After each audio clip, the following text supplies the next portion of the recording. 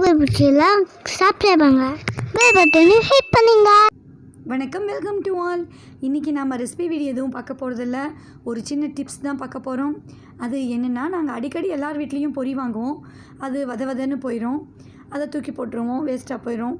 But அதை எப்படி use பண்ணலாம், அதை எப்படி திருப்பி கிறிஸ்பியாக கொண்டு வரலான்ற அந்த டிப்ஸ் தான் பார்க்க போகிறோம். அதுக்கு ஒரு கடாயை சூடு பண்ணிக்கலாம். அதில் 1 ஸ்பூன் கல்லுப்பு சேர்த்து கொஞ்சம் கல்லுப்பு சூடாகிற வரைக்கும் வதக்கிக்கலாம்.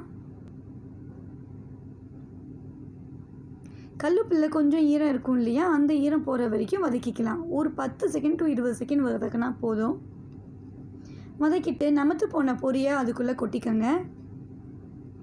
அடுப்பு நல்லா சிம்மில் வச்சுக்கலாம், இல்லைன்னா பொரியோடைய கலர் மாறி போயிடும். அடுப்பு சிம்மில் வச்சுட்டு கைவிடாமல் கிளறிட்டே இருங்க.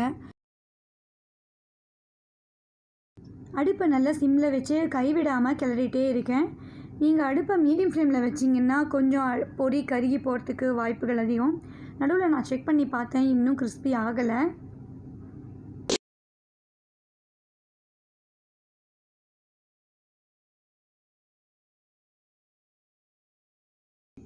கம்ப்ளீட்டாக இப்போ 2 மினிட்ஸ் ஆகிடுச்சு. பொரி ஓரளவு கிறிஸ்பியாக இருக்குது, நமக்கு பார்க்குறப்பவே தெரியுது. பாருங்கள், நான் செக் பண்ணி காட்டுறேன் உங்களுக்கு எவ்வளோ கிறிஸ்பியாக இருக்குதுன்னு பாருங்கள்.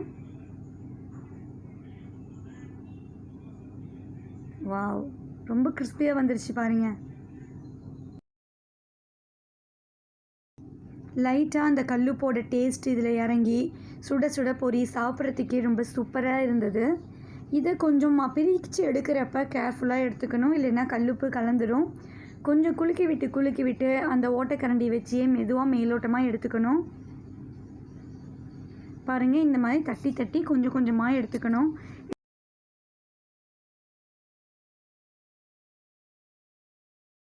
இல்லைன்னா பெரிய கண் ஜல்லடை இருக்குன்னா பெரிய கண் ஜல்லடையில் கூட போட்டு சலித்து எடுத்துடலாம். உப்பு தனியாக பொரி தனியாக கிடச்சிடும் நமக்கு. இந்த மாதிரி பொரியை பிரித்து எடுத்துட்டு பொரியை ஒரு தாம்பாளத்தில் கொட்டி நல்லா சூடார வச்சுருங்க. சூடாறின பிறகு நாம் ஒரு ஏர்டைட் கண்டெய்னர்லேயோ இல்லை ஒரு கேரி பேக்லேயோ கட்டி வச்சோம்னா நமத்து போகாது, ஃப்ரெஷ்ஷாக இருக்கும். நம்ம தேவையானப்போ எடுத்து அதை யூஸ் பண்ணிக்கலாம். இந்த மாதிரி செய்கிறதுனால நமக்கு ஒரு 2 நிமிஷத்தில் சுட சுட பொரி கிடைக்கும்.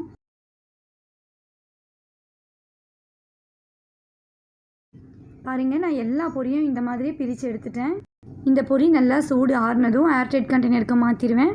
தேங்க்ஸ் ஃபார் வாட்சிங்.